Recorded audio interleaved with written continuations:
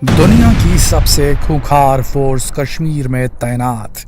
देखता रहेगा पाकिस्तान। अब कौन बचाएगा पाक समर्थित आतंकियों को? इस खूंखार फोर्स के पंजे से कैसे बच पाएंगी ये? बेचारा पाकिस्तान सोच रहा था कैसे कश्मीर में आयोजित हो रहे G20 बैठक का इस्तेमाल अपने फायदे के लिए करे, लेकिन भारत सरकार ने दुनिया की सबसे खतरनाक फोर्स को वहां तैनात करके होश उड़ा दिए। पाक के सभी आतंकी खेमे इस समय दहशत में हैं। खुद पाकिस्तान में बैठे आतंकियों के सरगनाओं के पसीने छूट रहे हैं, और हो भी क्यों ना, ये फोर्स है ही इतनी खतरनाक। इसके आगे अमेरिका की नेवी सील फोर्स भी पानी मांगती है। आखिर ऐसी कौन सी फोर्स है जिसे कश्मीर में तैनात करके भारत सरकार एकदम शांत है और पाकिस्तान की हवाइयां उड़ी हुई है? जानने के लिए वीडियो को अंत तक जरूर देखें। दोस्तों, ये तो आपको पता ही होगा कि इस बार G20 की मीटिंग कश्मीर में 22 से लेकर 25 मई के बीच में आयोजित हो रही है, जहां सभी G20 के पर्यटन मंत्री इकट्ठे होने वाले हैं। और जाहिर सी बात है, पाकिस्तान को ये बात हजम तो हो ही नहीं सकती, इसीलिए उसने अभी से इस पर फील्डिंग शुरू कर दी है, जिसका उदाहरण हम पुंछ में हुए हमले के रूप में देख सकते हैं। लेकिन जब उसे इससे अपना मतलब निकलता नहीं दिख रहा, तो उसने पूरी दुनिया में नया राग अलापना भी शुरू कर दिया है कि वो कश्मीर में आयोजित हो रहे इस इवेंट की पूरी पोल दुनिया के सामने खोल देगा, क्योंकि कश्मीर एक विवादित जगह है उसके हिसाब से, पाकिस्तान के हिसाब से। ऐसे में इतने बड़े इंटरनेशनल इवेंट को इस जगह कैसे आयोजित किया जा सकता है? अपनी बात को सही साबित करने के लिए पाकिस्तान किसी भी हद तक जा सकता है। हो सकता है कि वो फिर से पुलवामा या पुंछ जैसे हमले को अंजाम देने की फिराक में हो, या फिर वो कश्मीर में रह रहे उसके समर्थक लोगों को भड़काकर उन्हें यहाँ का माहौल खराब करने के लिए तैयार कर ले। लेकिन इस बार पाकिस्तान अपने किसी भी प्लान में कामयाब नहीं होने वाला, क्योंकि भारत ने इस बार कश्मीर में सुरक्षा की ऐसी अवैध दीवार बना दी है जिसे पार करना किसी भी पाक समर्थित आतंकी के बस की बात नहीं है।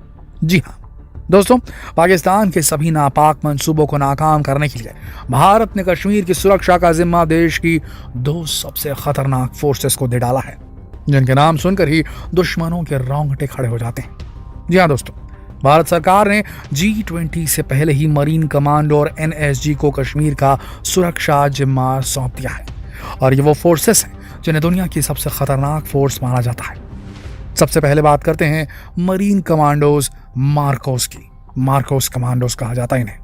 वैसे तो ये नेवी के जवान होते हैं, लेकिन ये हर तरह के मुश्किल से मुश्किल हालातों में भी दुश्मन को नस्त नाबूद करने में माहिर होते हैं। इनके बारे में कहा जाता है कि दुश्मन के 1000 सैनिकों पर भी भारी पड़ सकते हैं।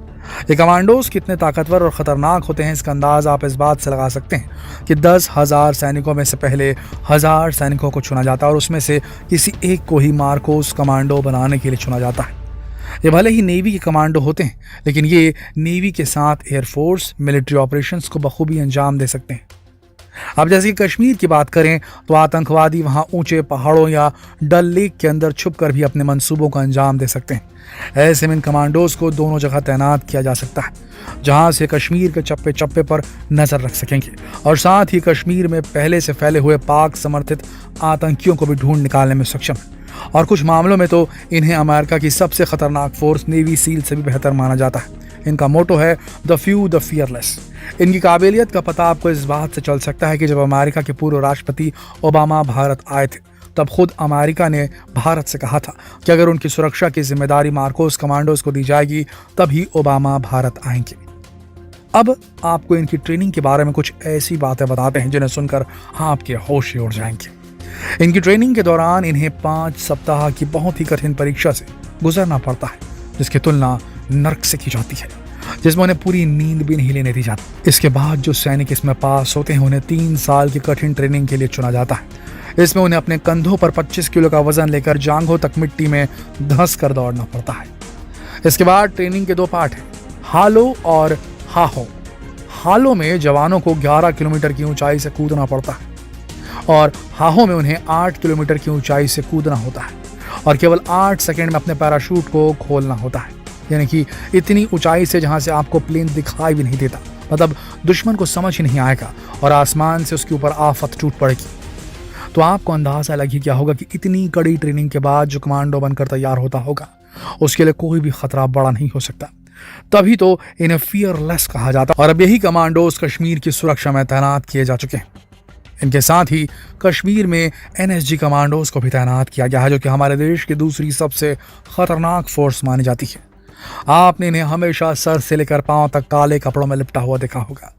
ये हाथों में बंदूक और पीठ पर हथियार और गोले बारूद से भरा बैग लिए होते हैं और ये हर समय किसी भी तरह के खतरे से निपटने के लिए तैयार रहते हैं। एनएसजी का मतलब होता है नेशनल सिक्योरिटी गार्ड। इन्हें अक्सर प्रधानमंत्री और दूसरे वीवीआईपीज की सुरक्षा में तैनात किया जाता है। इनका गठन 1984 में आतंकी गतिविधियों से निपटने के लिए किया गया था। इन्हें ब्लैक कैट कमांडो भी कहा जाता है।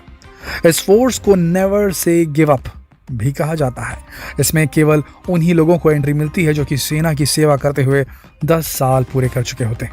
लगभग 53% एनएसजी कमांडोज को आर्मी से और 45% को सीआरपीएफ से, आरएएस, आईटीबीपी और बीएसएफ से चुना जाता है। इसके बाद इन्हें कठिन ट्रेनिंग दी जाती है, जिसके बाद ही ये लोग ब्लैक कैट कमांडोज बनने के लिए तैयार हो पाते हैं।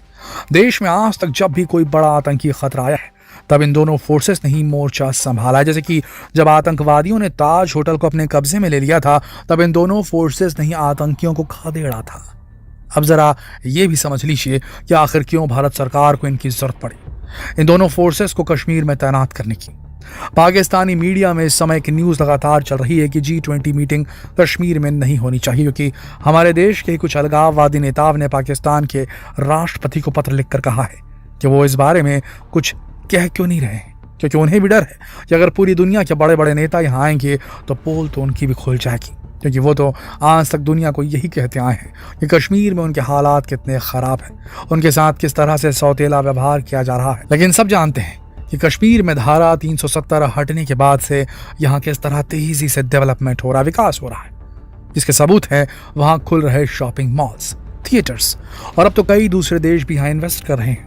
ऐसे में जब दूसरे देशों के प्रतिनिधि यहाँ आएंगे तो उन्हें कश्मीर की असली तस्वीर दिखाई दे जाएगी कि कश्मीर केवल कहावतों में धरती का स्वर्ग नहीं, बल्कि ये जगह सच में किसी जन्नत से कम नहीं।